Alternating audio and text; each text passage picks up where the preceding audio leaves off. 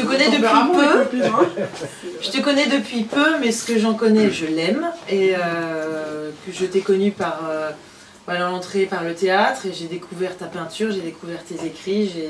Mais tu m'as pas dit que tu avais préparé un discours sur moi. Et je prends tout, et je suis ravie de pouvoir partager ce moment avec toi et de t'offrir ces quelques mots mis en voix. Voilà. Friedrich était tombé sous le charme de Charlotte en même temps qu'il avait découvert sa peinture. Mais il n'était pas le seul. Philippe aussi aimait Charlotte, à en crever.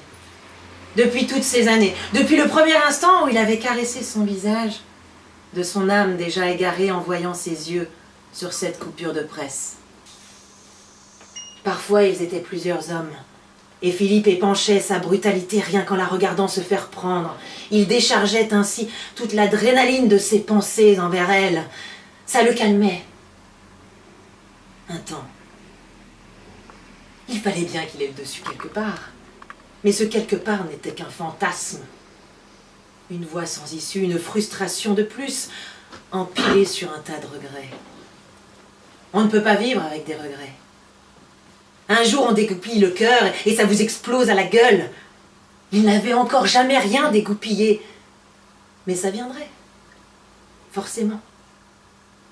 Percer le furoncle à coups de bistouri sans anesthésie, aller au bout de sa folie et lâcher dans un sursaut d'hystérie libératrice. Oui, je suis Philippe, l'éditeur de Friedrich. Je vous aime à en crever depuis 20 ans. Et je n'ai jamais pu vous le dire, ni même l'espérer dans ma chair. Alors pour me venger, j'ai fait en sorte que vous sachiez qui vous a mené jusqu'ici. Je veux que vous détestiez Nietzsche, celui qui m'a empêché de vous aimer. J'ai donc acheté ce billet, dans le même train, même wagon, en face de votre siège, car évidemment, je sais tout de vous.